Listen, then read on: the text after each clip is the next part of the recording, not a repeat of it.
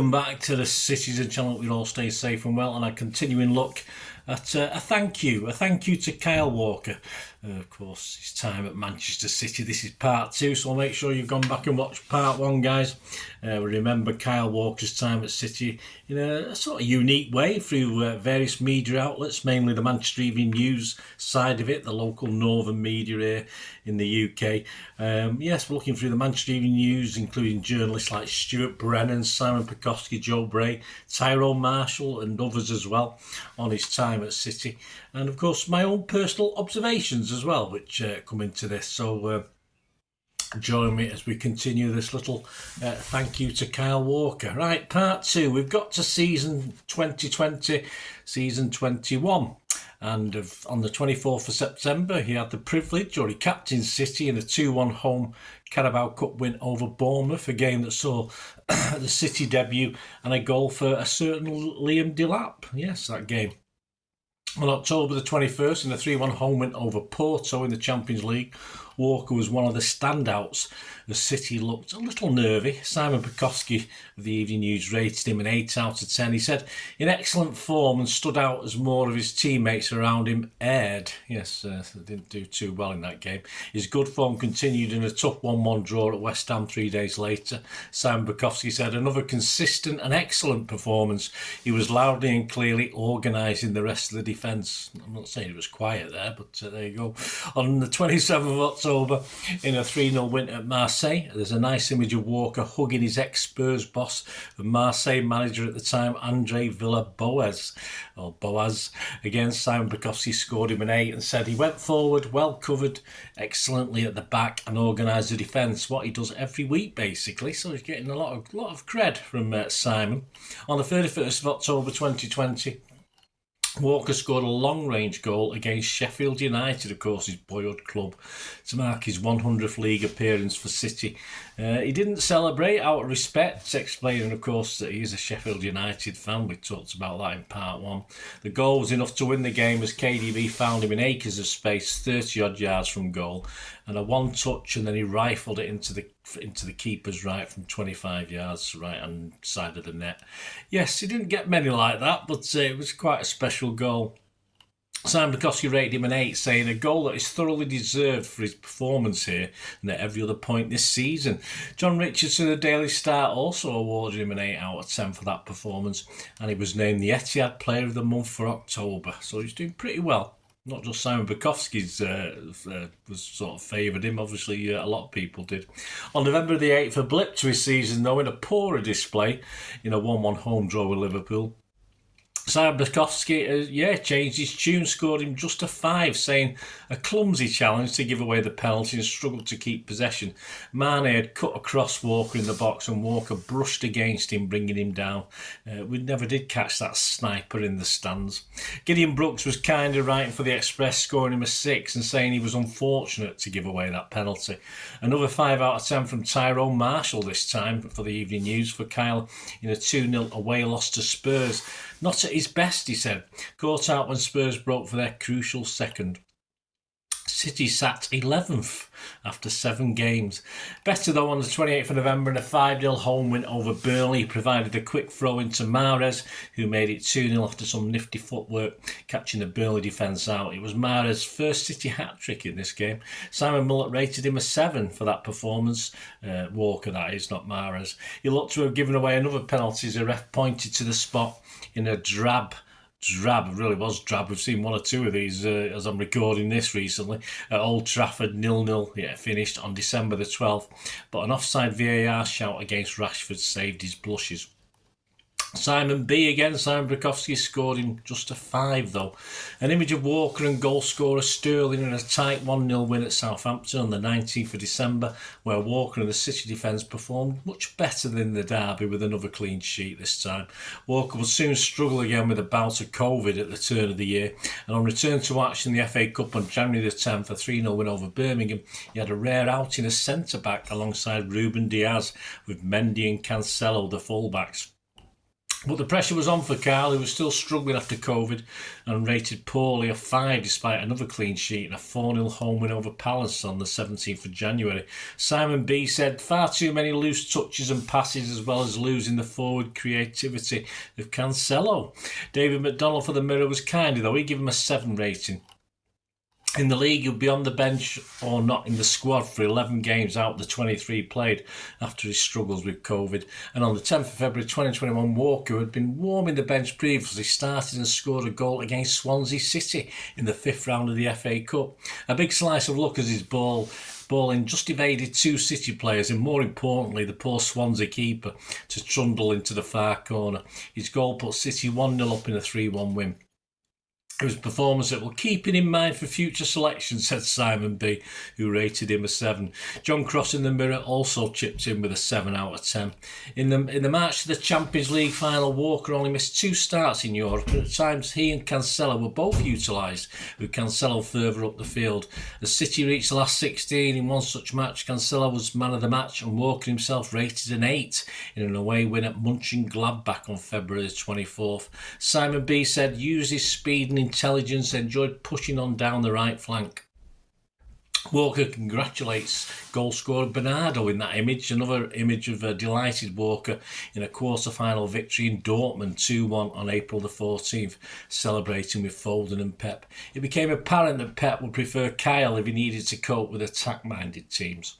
As City charged to a title and a league lead that was now in double figures over second-place United, Walker was though the weak link in a 5-2 home win over Southampton on March the 10th, with Simon B scoring him just a 5.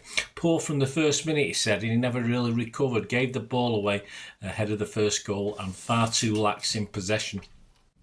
I was lucky enough to be there when he kept Son quiet in the Carabao Cup final win in front of a few thousand at Wembley on April the 25th, as we lifted our 4th Carabao title in a row. In consistent Champions League performances, Kyle was man of the match in a 2-1 win away at PSG in the semi-final first leg. Simon B rated him 9, saying against the pace of Mbappe and Neymar, he got everything right. Just a 7 though in the second leg, though this time he kept Di Maria quiet as we went through to the final. Though Gideon Brooks gave him an 8 in the Express and an 8 also from David McDonald in the Mirror. In a 4-3 win at St James's after City had confirmed the title win, he was a little out of sorts. Simon B rated him just 5. He was at fault for gifting Newcastle a penalty in the second half to allow them to go 3-2 up, a bit clumsy on Willock on that one.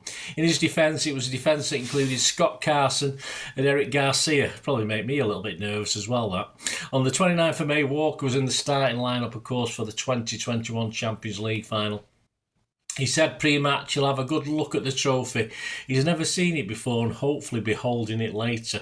City, of course, lost this one 1-0 to Chelsea. He was not alone in a poor rating from Stuart Brennan of the Manchester Evening News. 7 players, including Walker, scoring just 4 out of 10. Probably all deserve that. He said of Walker, fancied his chances in a foot race with Chilwell, but he lost a tactical battle and gave the ball away repeatedly. Matthew Dunn, though, laid no blame on him, writing for the Mirror. He rated him a 7, complimented him on at least trying to get forward. He was at his very best early in 2021 with his power and consistency, one of the key components of City's miserly defensive record then. Despite his first team appearances in the league, a little patchy in the second half of the season after his COVID and the rise of Cancelo's stock playing in Walker's spot. His season stats for that season: played 24 in the Premier League, 1 goal and 1 assist. In the Champions League, he played 11 games. In the Carabao Cup, or the English Football League Cup, 4 times he played, and in the FA Cup he played 3 times with 1 goal. So we'll get on to season 2021-22. Despite City battering Arsenal 5-0 on the 28th of August at the Etihad, Kyle appeared, well, not quite right and was replaced at half-time, but he bounced back in a 1-0 win at Leicester on September the 11th. Stuart Brennan said of his performance, heroic block to prevent a goal early on, and his recovery pace was important a couple of more times. He rated him an 8, image as he chases to congratulate goal scorer Bernardo that day. Stewart, though, was not so generous in a 0-0 board draw, rating him a 5, with Saints days later when Carr was sent off for a foul in the box. VAR, though, overruled the decision, so no penalty or red card, but he had been at fault giving the ball away in the first place. On September the 28th, though, he was on the losing side in a 2-0 loss at PSG in the Champions League. He and Rodri faced little criticism. Stuart Brennan scored him a 7 and said against a deadly counter-attack, his pace was a major plus for City on several occasions. He went on to keep Mane quiet in a 2-2 draw at Anfield days later. Mane did score, but only after changing sides after getting no change out of Kyle. On the 19th of October 2021, Walker scored his first Champions League goal in a 5-1 win over Club Brugge at their place. He made it 3-0 in a move involving Mahrez and KDB. The keeper couldn't keep out Walker's shot from near the edge of the 6-yard box. Latching onto a Kevin De Bruyne's precise through ball, he powered into the box. Walker showed great presence of mind to steer the ball home via the hand of the keeper to cap what was another superb all-round display. It was rumoured that he took the match ball home with him for that one. In the Champions League, his speed was clocked at 33.71 kilometres per hour, well over 20 miles an hour in old money, and Kyle's performance in our 2-1 home group victory against Paris Saint-Germain in November was also quite eye-catching. Pitted against the star-studded Paris forward line featuring the iconic trio of Neymar, Kylian Mbappe and Lionel Messi, Walker was a formidable bulwark at the back, nullifying a host of PSG's attacking threats. He also conjured up a quite brilliant assist as Raheem Sterling brought us back on level terms in the second half. Stuart Brennan rated him a 7. But Walker would soon either not feature at all or be on the bench as he was going to face Pep's wrath for a stupid decision in the Champions League in Germany. In the final group game on the 7th of December, which meant nothing for City, win, lose or draw, in Leipzig, Walker got himself sent off in the 82nd minute in a 2-1 loss. He kicked out needlessly and would suffer Pep's naughty step treatment. Stu Brennan scored him a 3 and said, never switched on, poor for the Leipzig goal, constantly on his heels and got a stupid red card. Pep said, Kyle is an important player for us and it's unnecessary to lose him like this. I hope he learns from this. He was not picked again to start and wasn't even the squad for the majority of games until the third round of the FA Cup game at Swindon a month later, and even that was possibly as City were struggling with a COVID outbreak. By the time he returned to Premier League action, a tight race at the top had turned into a City double-point lead advantage. It was a run out he needed in a 4-1 win at Swindon on the 7th of January. Brennan rated him just a 5, though, the lowest for a City player that day, though in the Daily Star, journalist Tony Banks had scored him a 7 out of 10. There's an image of Kyle congratulating Mahrez for City's equaliser to make it 2-2 at home to Spurs on the 19th of February.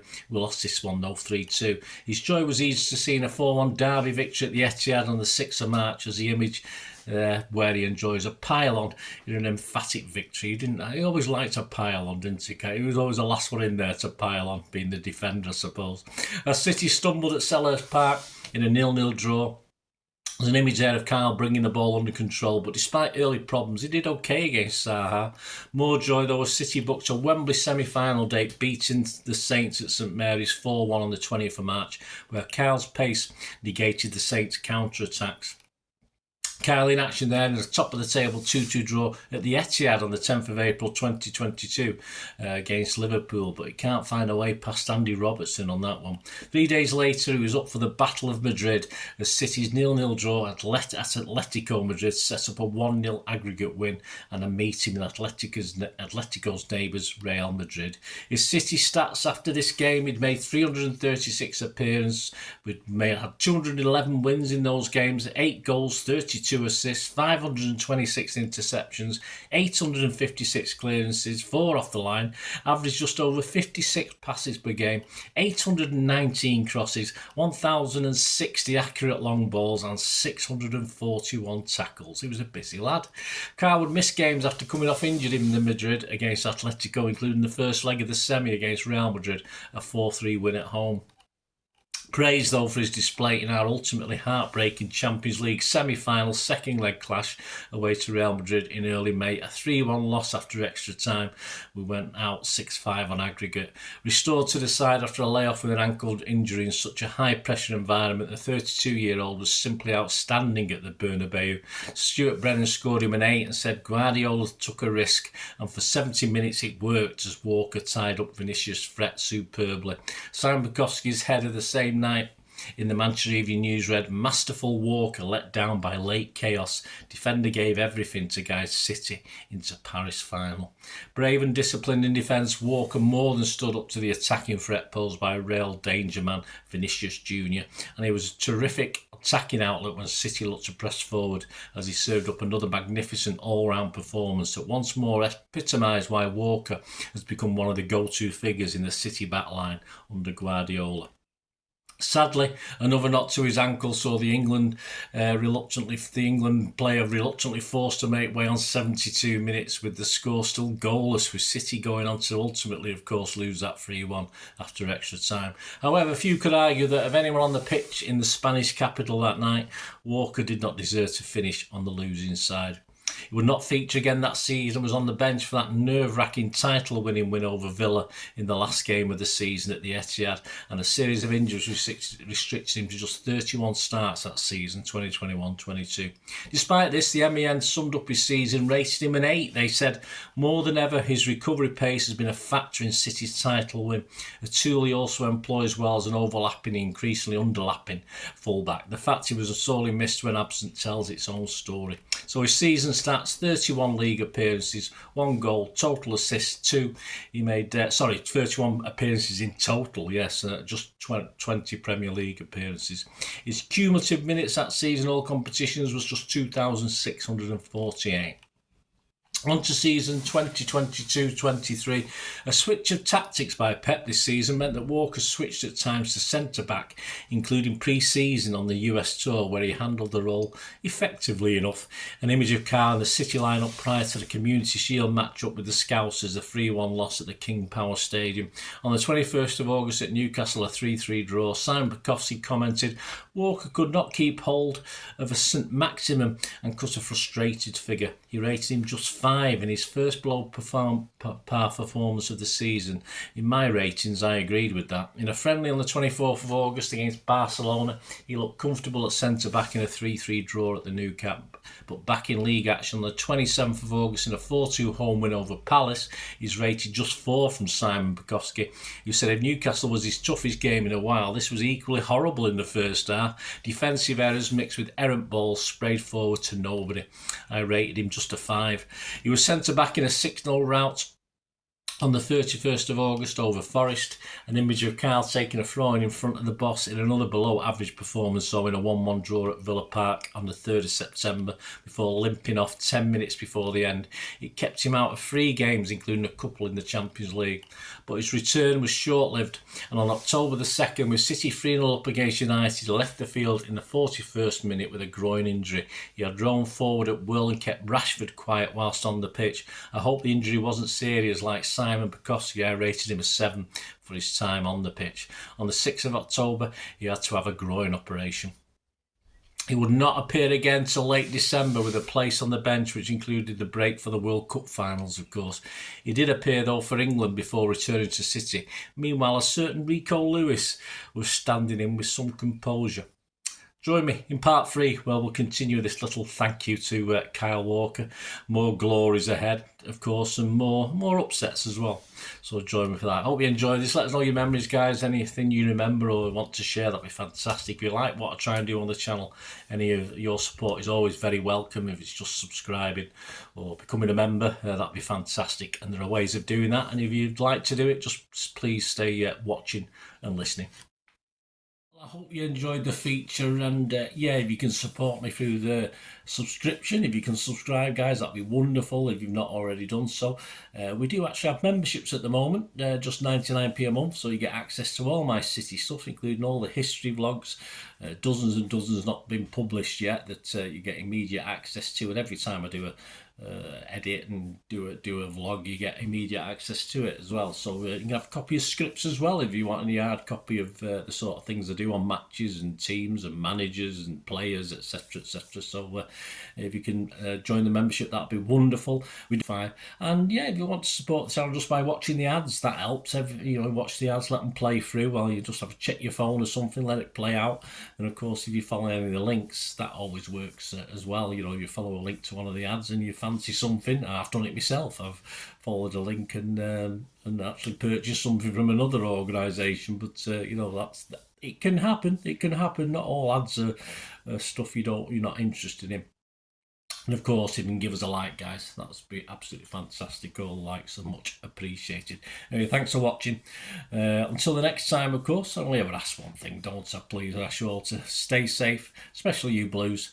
Until the next time, come on, City. Bye for now.